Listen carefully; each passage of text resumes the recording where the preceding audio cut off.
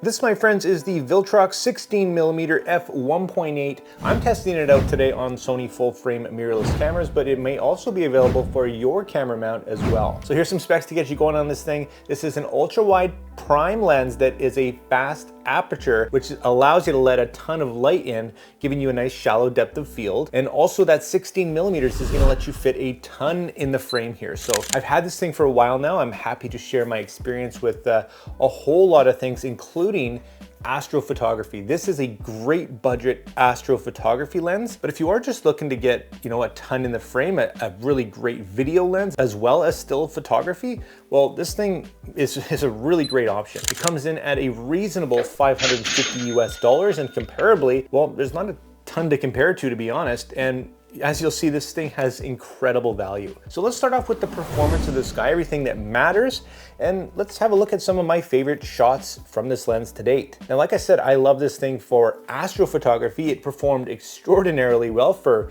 given the price and everything, but it also is going to be a great documentary lens. It's going to be great for landscape. It's going to be great for architecture. I really shot a ton with this thing. A couple little quirks that we'll get into, but overall, I think this is a fantastic lens. And yeah, it does come highly recommended. And let me know what you thought about my photo examples down in the comments, guys. And also, if you do like this video and it ends up helping you out, make sure you hit that like and subscribe button and join the community. So next, let's dive into the autofocus of this guy. Yes, it is an autofocus lens and it does perform quite well. It's not the fastest lens ever, but really it's not a sports tailored lens anyways. And honestly, it's more than adequate.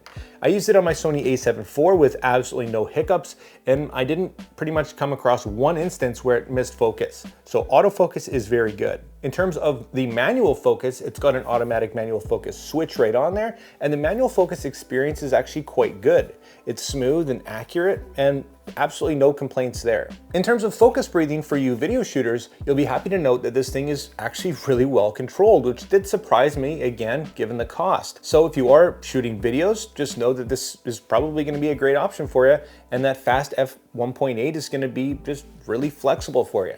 With 9 aperture blades, the bokeh of this lens is actually pretty decent. You will have to get relatively close to your subject to utilize a shallow depth of field, and it's worth noting that the minimum focus distance of this lens is an average 27 centimeters or around 10.5 inches. Now, as you probably saw in the photo examples, this thing is more than adequate when it comes to sharpness, especially in the center, but the corners are actually quite impressive as well. Again, if you are into astrophotography, the comb is quite well controlled, meaning some smearing in the corners. It actually does a great job across the whole frame, if you ask me. Now, it's not image stabilized, of course, but being a nice wide lens, it's probably not going to be an issue for you. And being a fast f1.8, you're probably going to be able to keep your shutter speed relatively high. If you're shooting in the dark, it's probably going to be on a tripod anyways. Now, in terms of flare control, it's okay. In some instances, I found it a little bit overbearing for me, but I've seen other reports of people that really don't find it an issue whatsoever. I'll let you be the judge and show you a few examples here for yourself. For me, I just be a little bit careful of the direction of the sun and where you're shooting, or you're gonna get things like this. Again, definitely no deal breakers though. For you pixel peepers, here is an in-depth look at sharpness. If that's not a concern to you, just skip ahead. And here's a quick look at the sharpness and optics as promised. You can notice a bit of a dark spot here because my camera is just situated right in front of my light, and this orientation here is just shown because it's really hard to fit everything in the frame with this wide angle lens. So the center of the image is actually right around here, and at 1.8 it is a fantastic performance in the center. It does fall a little bit apart into the corners here. The last third, you can notice just a little bit of degradation, but it's actually better than I thought it was going to be at the price point. So that's at f1.8. We can stop down here to f2.8 to see definitely some vignetting improve, and that sharpness does as well. Here it's actually a pretty good performance. Stopping down further to f4, looking pretty darn good, and stopping down to f5.6, looking just great across the frame. Down to f8, and this is just going to be a really great performance now. Down to f11, still looking pretty darn good.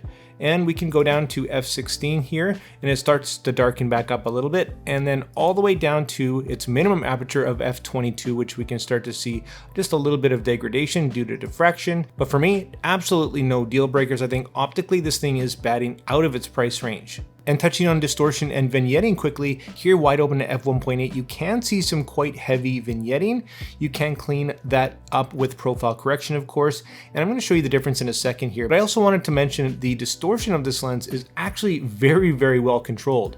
Here is the profile correction turned on, and here it is off. So incredibly well done by Viltrox to get that distortion under control with just a little bit of vignetting. And again, this is with the profile correction turned off, and we can stop down to f2.8 to see that vignetting improve quite a bit, and down to f4 to see it pretty much completely disappeared. Overall for sharpness and optics, a surprising and good performance for me.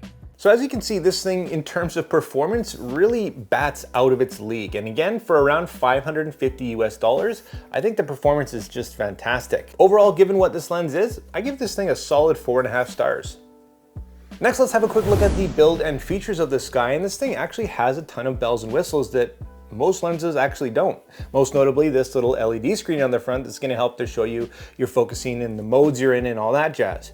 Not necessary, but kind of nice and kind of neat. It is a metal and plastic construction, and it does feel very, very well made. It's got a little bit of heft to it, but it's completely reasonable for a fast ultra-wide prime, if you ask me. Now, in terms of buttons and switches, it does have an automatic manual focus switch. It does have a function button 1 and 2 that are programmable and customizable. And I think the screen is an added bonus that we don't really see on many lenses, that's for sure. Now I love the fact that you can see what you're doing, whether you're in automatic or manual focus. And another really cool and unique feature is that you can actually program this lens from an A to B point of focus and just hit that second function button to take you from one to the other. This is going to be great for you video shooters. And speaking of video, you also have a click switch for your aperture ring, which is also a really nice touch.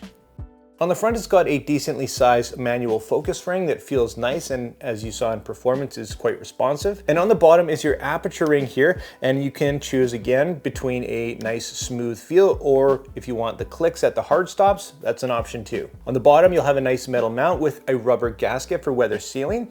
Great for Viltrox for listening to some past criticisms on weather sealed lenses and adding it to this thing. Fantastic. On the front, you'll find 77mm filter threads, and that's actually really nice to have with a fast ultra wide prime, because sometimes you actually don't get those threads because of a bulbous front element. So that is definitely something to consider, and for me, a definite plus. Overall, for build and features, I think this thing has got a ton going for it. It's feature packed and really not much to not like about it. I give it, again, a solid 4.5 stars for build and features. So there you have it, guys. There's my thoughts on the awesome little Viltrox 16mm F1.8. A great little budget pickup if you ask me, if you're in the market for an ultra-wide prime, and I would completely recommend it to you.